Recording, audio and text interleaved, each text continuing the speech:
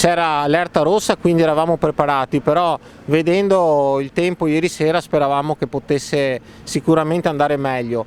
Alle 4 di mattina sono stato avvisato dalla regione del piena in arrivo del fiume Meschio e sono bastati veramente pochi istanti perché poi arrivasse comunicazione che stava tracimando. L'esondazione ha colpito la piazza in entrambi i lati del corso del fiume e poi c'è stato un cedimento della mura d'argine proprio qui in prossimità del ponte e lì si è incanalato un torrente d'acqua che è sceso di alcune centinaia di metri allagando la località di Pinè, dove ci sono diverse case, una zona residenziale con anche dei condomini. I condomini hanno i garage sottostanti che sono andati completamente allagati e anche diverse abitazioni hanno scantinati o garage interrati. Devo ringraziare veramente sia anche i colleghi sindaci dei comuni limitrofi che si sono subito attivati e i gruppi di protezione civile dei comuni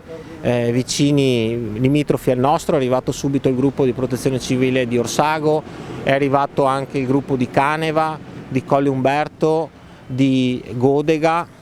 Adesso non vorrei anche dimenticarne qualcuno, ma ringrazio veramente tutti quelli che sono arrivati.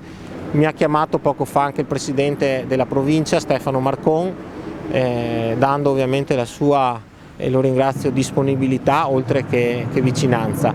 Stanno arrivando anche dei gruppi dalla zona di Rovigo di protezione civile, saranno importanti per anche andare a sostituire chi è qui dalle 4 di questa mattina che sta lavorando. C'è una grande solidarietà di persone, umana, e anche di chi magari ha a disposizione dei mezzi, degli scavatori che sono intervenuti, parlo di ditte locali, con i mezzi propri per dare una mano e per sostenere anche i nostri operai del comune che con i mezzi della nostra amministrazione stanno intervenendo. Ci auguriamo veramente che non colpisca questo territorio, abbiamo subito abbastanza e speriamo che non arrivi, anche perché dobbiamo intervenire, stiamo sollecitando il Genio civile perché abbiamo la parte di argine danneggiato e quindi se si alzasse il livello dell'acqua potrebbe fuoriuscire